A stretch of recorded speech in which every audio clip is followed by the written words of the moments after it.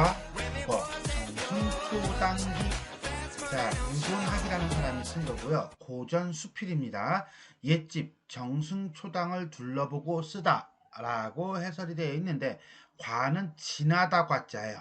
구거, 예전에 거주하던, 예전에 살던 정승초당을 지나가면서 쓴 글, 희 정도로 이해하시면 되겠습니다. 자, 이 작품은 초당인 옛집에 대한 감회를 바탕으로 세상은 변했지만 새로운 공간에서도 과거에 지녔던 마음을 지켜나가겠다는 의지를 드러내는 수필이다 라고 보시면 되겠고요. 특히 글쓴이가 새로이 집을 지은 이모는 옛집과 달리 환경적으로 문제가 없는 산적한 지역임에도 불구하고 여기에서 마음의 고요를 추구하기 위해 옛집에 걸었던 편액을 걸었다는 것은 내적 고요를, 요게 이제는 키가 되겠습니다. 내적 고요를 추구하겠다는 의도이다. 이러한 글쓴이의 모습은 고요함에 대한 글쓴이의 성찰과 이것을 지키고자 하는 태도를 통해 삶에서 느끼는 불편이나 슬픔을 이겨내는 것이라고 할 수 있다 라고 볼 수가 있겠습니다. 자, 설명이 조금 모호하죠? 추상적이에요. 왜 그러냐면 이 글 자체가 고요함이라고 하는 어떤 추상적인 것을 다루고 있기 때문에 그렇습니다. 지문을 한번 쭉 내용을 살펴보고 그리고 한번 되돌리게 해서 이 내용을 설명을 보면은 이해가 되실 것입니다. 자, 그러면 본문 보겠습니다. 나는 글쓴이고요. 유본하게 되겠네요. 예전에 장흥방 길갓집에서 살았다. 한마디로 글쓴이가 예전에 살았던 집은 길갓집이에요. 길갓집이니까 요즘으로 얘기한다면 도로변 정도가 되겠네요. 그 집은 저작거리 시장이죠. 에서 제법 가까워 소란스러웠다. 어떤 공간적인 특징이 매우 시끄러웠던 거야. 그럴 수밖에 없을 것 같아. 길가니까. 문 옆에 한 칸짜리 초당이 있어 볏짚으로 덮고 흙을 쌓았더니 한마디로 외부의 소리가 들리지 않도록 했더니 그윽하고 조용해서 살만했다. 오히려 장점이 되었다. 그러나 이야기 뒤집어지나요? 초당이 동쪽으로 치우쳐져서 동향이네요.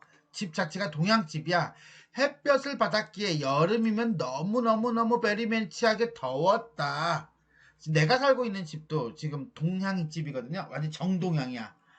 나는 근데 학원에서 수업을 하잖아요. 그러니까 늦게 와서 늦게까지 자죠. 오전에 자야 되는데 와, 이거는 뭐 우리가 깜깜한 커튼이라고 하죠. 그거 뭐예요? 완전 두꺼운 거. 해도 눈이 부셔. 그러니까 동양이니까 햇살을 많이 받을 수 있다는 것, 좀 아침 광경을 볼 수 있다는 건 좋은 건데 의외로 이게 단점이기도 해요. 글쓴이도 아마 그런 점인 것 같아요. 여름이 되니까 너무 더워. 단점이야. 그래서 고요함이 더위를 이긴다. 앞에서 고요하다고 살만하다고 했잖아요. 그죠? 더위를 이긴다. 한마디로 장점을 통해서 단점을 극복한다는 말을 당홍, 집의 이름으로 삼고 문설주, 기둥, 편액을 걸어. 편액이 뭐예요? 그랬더니 그 뭐죠? 지붕 밑에다가 크게 써놓은 그렇지. 액자 같은 거요. 그걸 걸어두고 위안으로 삼았다. 더운 거 고요하잖아. 버틸만해. 뭐 이런 거겠죠. 그죠? 자고로 대체로 무릇 고요함이란 이야기인지 넘어가네요. 고요함이란 두 가지가 있으니 하나는 몸의 고요함이요. 다른 하나는 마음의 고요함이다. 즉 고요함의 종류를 얘기해주고 있네요. 몸이 고요한 사람은 뭐야? 간단해. 몸의 편안함을 추구하는 거죠. 편안함을 추구할 뿐이다. 마음이 고요한 사람은 천하만사가 마치 촛불로 비춰보고 거북이로 점을 치는 듯하니 시원한 날씨와 더운 날씨가 무슨 상관이 있겠는가. 마음이 고요한 사람은 평정심을 가지고 있어. 평정심을 가지고 있으니 시원하든 덥든 밖에서 시끄럽든 안 시끄럽든 외부 자극에 동요가 있어 없어? 동요가 없다는 거야. 무슨 상관이 있겠는가. 자, 그런 점에서 본다면 글쓴이는 마음이 고요한 것을 추구하는 사람이죠. 따라서 고요함이 이긴다라고 한 것은 마음의 고요함을 가리키는 것이다. 별별빵. 자, 여기서 우리는 글쓴이의 마인드가 제시가 되고 있네요. 그 집에서 20년을 살고 이사하였다. 그로부터 3년이 흐른 뒤 옛집을 찾아가 보았다. 시간이 경과됐네요. 그새 주인이 바뀐 지 여러 번이지만 집은 그대로 옛 모습 그대로였다. 은은하게 처마에 들어오는 산빛, 콸콸콸 담을 따라도는 골짜기, 밀랍으로 발라 번들번들한 살창, 쪽빛으로 물들여놓은 늘어진 천막, 기타 등등등등 길갓집 주변과 그 다음에 그 집에 대한 묘사를 시각적, 청각적, 심상을 사용해서 감각적으로 하고 있다 라고 보시면 되겠어요. 초목은 내가 심어놓은 것들이고 네모난뜰은 내가 빚을 해놓던 것들이다. 전부 다 자기 자신의 어떤 추억이 담겨져 있네. 벽에 써놓은 낡은 글자는 아직도 생생하고 호롱볼에 그을린 자국들은 여전히 남아있다. 자, 이러한 추억들을 떠올리다 보니까 어때요? 인생 무상이라든가 아니면 슬픔이라든가 뭐 이런 것들이 쭉 나타나겠죠. 그래서 마음이 구슬퍼진 거야. 마음이 구슬퍼져서 머뭇거려. 쉽게 얘기해서 세월의 흐름에 따라서 아쉬움이 나오고 인생 무상이 나오는 거야. 그러니 얘는 지금 평정심을 가져 평정심을 못 가져. 평정심을 못 갖는 거야. 아까 앞에서 한 얘기로 본다면 마음의 고요함이 유지가 되고 있는 거야? 흐트러진 거야? 흐트러진 거야.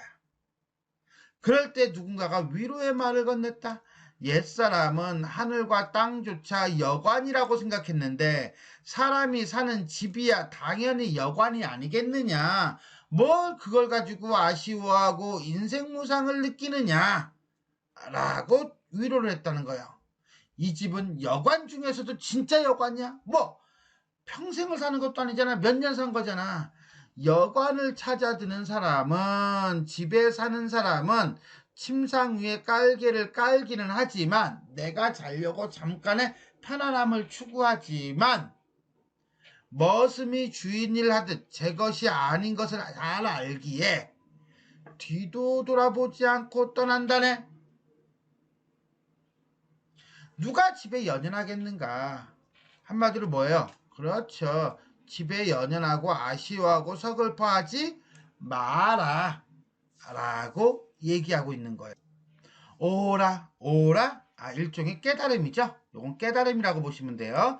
내가 여기에 거처하던 시절, 여기에서 살던 시절은 집안이 잘 나가던 때였다. 선친? 자, 돌아가신 자기 자신의 아버지를 가리킬 때 쓰는 말이에요. 승명전에 봉직하실 때라. 공직에 종사하실 때라. 퇴근하신 반면 소자의 형제들이, 소자라고 하는 것은 아버지의 소자니까 자기 자신, 글쓴이겠죠. 형제들이 아버지를 모시고 앉아서 이렇게 될 거예요. 학문과 예술을 담론하고 옛일을 기록하거나 시를 읽고 거문고를 듣거나 하면서 은연중 유중령이 즐긴 옛일에 비교하였다. 유중령이 즐긴 옛일? 유중령이 누군데? 뭐 중요한 내용은 아니지만 간단히 찾아보면요. 당나라 때 문신이고요. 그 다음에 늘 책을 가까이 하며 자식들을 가르쳤대요. 그러니까는 그것과 우리하고를 비교하고 있는 거라고 보면 돼요. 그 시절 즐거운 일을 잊을 수 없건만 다시 찾을 수는 없다. 왜? 아버지 돌아가셨죠. 그 다음에 집 나갔죠. 세월 지났죠.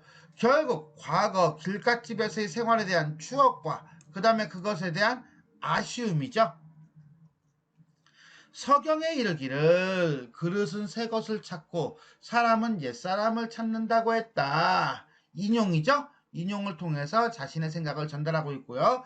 집 역시 그릇과 같이 무언가를 담는 부류이긴 하지만 그렇죠. 장롱도 담고 김장독도 담고 사람도 담고 사람은 집이 아니면 몸을 붙여 머물 데가 없고 집보다 더 거처를 많이 하는 것이 없으므로 집은 그릇보다 사람에 더 가깝다 하겠다. 한마디로 집과 사람은 분리될 수 없는 것이다 라고 하는 집에 대한 글쓴이의 태도가 나타나요. 그러니 어찌 그리워하지 않을 수 있으랴. 그리워할 수밖에 없다 라고 하는 영탄적 설이죠. 설이적 영탄이고요. 그리움이네요. 그렇지만 인간사가 벌써 바뀌었어. 즉 아버님이 돌아가셨어. 사물에 닿을 때마다 슬픔만 더해. 자, 자꾸 평정심을 잃어. 마음의 고요함이 사라지고 있어. 그리움이 떠오르고 있어. 그래서 이 집에서는 다시는 살고 싶지 않다는 것은 이 집 자체가 싫은 거야? 아니야, 이 집 자체가 싫은 게 아니야. 이 집에 있고 싶기는 해. 근데 있으려고 하면 내적 고요함이 자꾸 흔들린다는 거예요. 평정심이 자꾸 흔들린다는 거예요. 그래서 글쓴이는 어디다가 임원이라는 곳에다가 새 집터를 보아서 집을 지었어요. 그건 왜 그런 거야?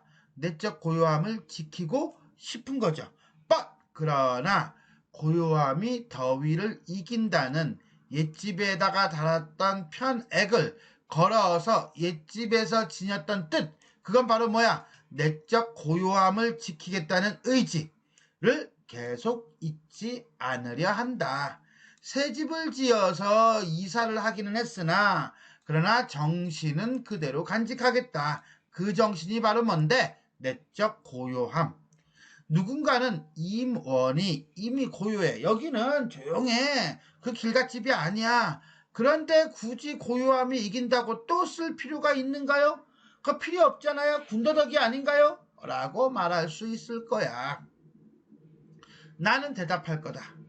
고요하고 또 고요하니 이것이야말로 진짜 고요함이다. 라고. 외적 고요함에서 벗어나서 내적 고요함, 그 내적 고요함에서 또다시 내적 고요함, 내적 고요함이 또 내적 고요함을 추구하다 보면 진정한 내적 고요함, 발음도 안 되네, 그죠? 고요함을 이룰 수 있을 것이다. 라는 글쓴이의 입장이 드러나고 있다. 라고 보시면 되겠습니다. 자, 이렇게 해서 우리는 유본하게 옛집 정승초당을 둘러보고 쓰다 라고 하는 수필을 구절풀이 해봤습니다. 자, 전체 정리해봅시다. 아이고, 요거 빼놨네요. 자, 한문 수필이고요. 기해당하고요. 그 다음에 회고적이고요. 자연친화적이다. 고요함이 더위를 이긴다는 당호를 짓게 된 배경과 마음의 고요함을 추구하는 삶에 대한 의지, 다짐이 드러나고 있다. 라고 보시면 돼요. 첫 번째, 고요함에 대한 통찰을 통해서 삶의 자세가 드러나고 있다. 고요함이란 이거죠. 마음이 고요한 사람은 천하만사가 마치 촛불로 비춰보고 거북이로 점을 치듯 시원한 날씨와 더운 날씨가 무슨 상관이 있는가. 그러므로 글쓰는 얘기합니다. 고요함이란 뭐다? 마음의 고요함이다. 그런데 지금 상황은 어떤 상황이야? 인간사가 벌써 바뀌어 사물에 닿을 때마다 슬픔만 더해. 그러니까 이 마음의 고요함이 깨지고 있어. 그래서 다시는 이 집에서 살고 싶지가 않아. 그래서 얘는 어떤 자세를 보여줍니까? 그렇죠. 옛 이름의 편액을 걸어 옛집에서 지녔던 뜻, 즉 마음의 고요함을 잊지 않으려 한다. 라고 해서 고요함이란 마음의 고요함을 얘기하는 것이고요.